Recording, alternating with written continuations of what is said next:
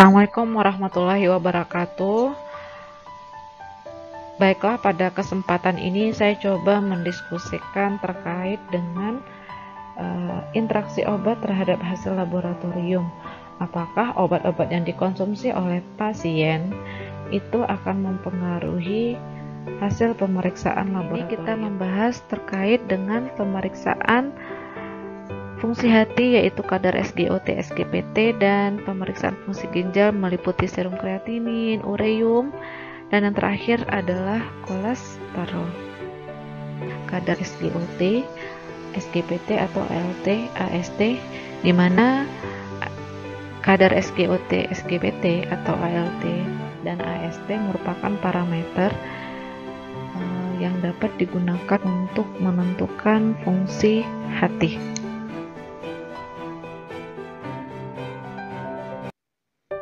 Untuk membahas topik ini, saya mencoba mencari salah satu referensi ya.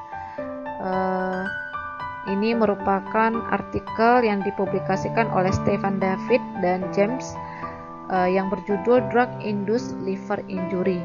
Jadi artikel ini berisikan apa sih obat-obat yang ketika digunakan itu beresiko mengakibatkan kerusakan pada hati yang ditunjukkan dari hasil SGOT, SGPT yang abnormal atau ALT dan AST yang tidak sesuai dengan kadar normal.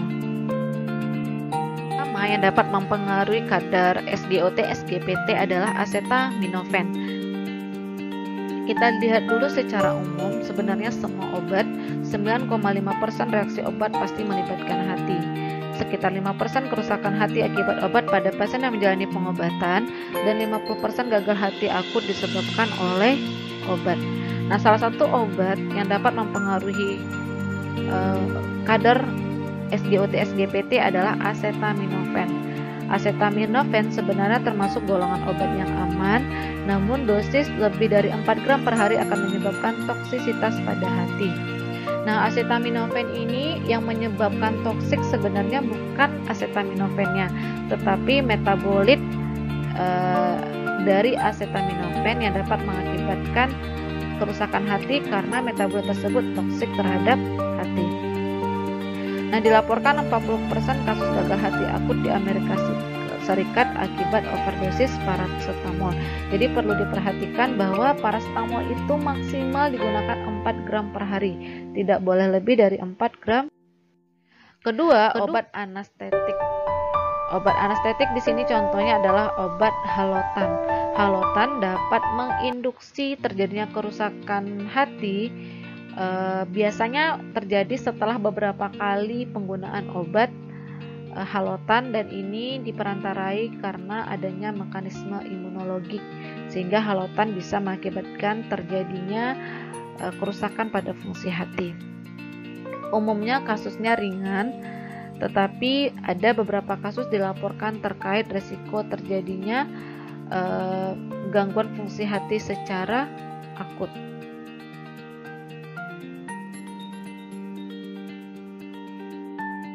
Kemudian obat golongan NSAID atau non-steroid anti-inflammatory drugs. Nah, NSAID sebenarnya obat yang sangat populer juga digunakan di kalangan masyarakat. Contoh obat ini adalah ibuprofen, N-aceclofenac. Itu adalah contoh-contoh obat NSAID. Nah, NSAID yang menyebabkan kerusakan fungsi hati itu adalah metabolitnya. Jadi diklofenak itu di metabolisme melalui glukuronilase, dan juga di metabolisme oleh sitokrom P450 sehingga menghasilkan metabolit yang bioaktif. Nah, metabolit ini mengakibatkan toksik terhadap fungsi hati. Kemudian NSAID kenapa juga bisa mengakibatkan toksik terhadap hati adalah juga berkaitan dengan menurunnya prostaglandin akibat inhibisi siklooksigenase pada saat penggunaan NSAID. Ternyata dengan berkurangnya prostaglandin juga dapat meningkatkan risiko terjadinya kerusakan pada fungsi hati. Kemudian penggunaan diklofenat selama 4-6 bulan terapi itu ternyata bisa mengakibatkan toksik yang berat terhadap fungsi hati. Nah, ibuprofen juga berkaitan dengan gangguan fungsi hati atau kolestatik, namun ini bersifat reversible. Artinya, ketika obatnya dihentikan, maka gejala gangguan fungsi hatinya juga dapat hilang. Sambutol itu adalah obat-obat yang dapat yang digunakan pada pasien TB dan ternyata meningkatkan resiko terjadinya hepatotoksik sampai 35% kasus. 5.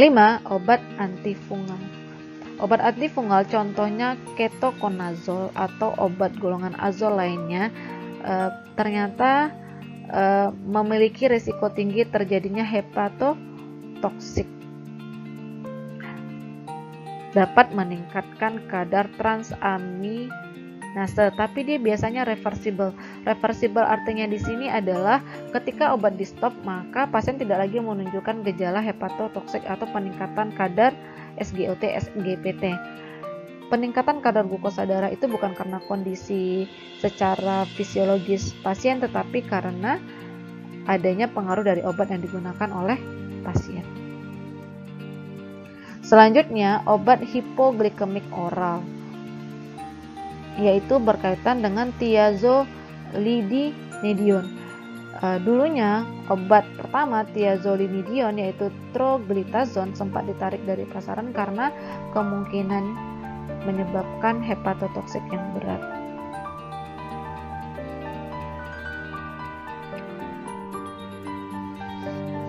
Hal yang perlu di-highlight atau menjadi catatan kita sebagai seorang apoteker bahwa obat-obat yang mempengaruhi atau menginduksi terjadinya kerusakan fungsi hati, kerusakan hati itu adalah bersifat reversible. Artinya kerusakan fungsi hati dapat dicegah dan dapat diperbaiki setelah obat di stop.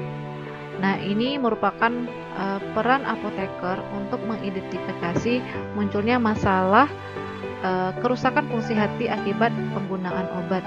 Jadi bisa saja pasien tidak mengalami hepatitis atau kondisi kerusakan fungsi hati yang permanen, tetapi merupakan gejala awal kerusakan fungsi hati akibat penggunaan obat.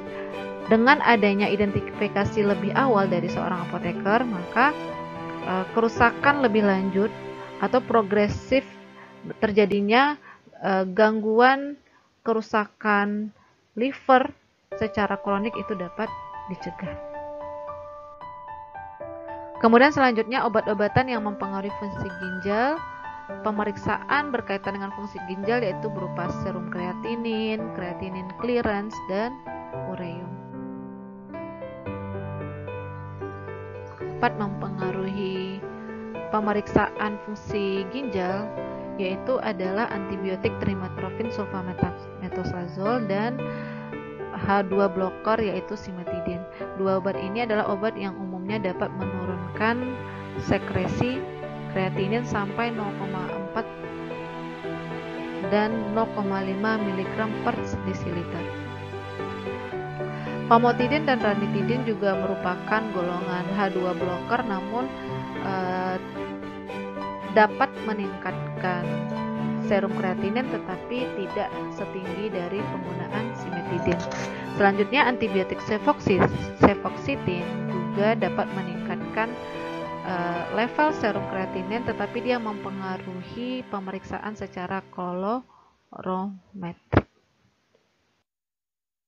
Obat berikutnya yang dapat meningkatkan serum kreatinin yaitu inhibitor angiotensin converting enzyme dan ARB. Obat ini merupakan obat pilihan untuk terapi hipertensi. Nah, ternyata dilaporkan menurut penelitian Bakris dan Weir pada tahun 2000, pasien yang menggunakan ACI atau ARB menunjukkan peningkatan serum kreatinin level. Walaupun demikian, jika terjadi peningkatan, tidak serta-merta maka obat dikontraindikasikan untuk pasien. peningkatan 20-30% terhadap serum kreatinin itu masih dapat diterima. Demikianlah materi terkait interaksi obat dengan hasil pemeriksaan fungsi hati, fungsi ginjal, dan kadar kolesterol. Saya ucapkan terima kasih atas perhatiannya. Semoga bermanfaat dan sampai ketemu lagi di materi-materi berikutnya. Assalamualaikum warahmatullahi wabarakatuh.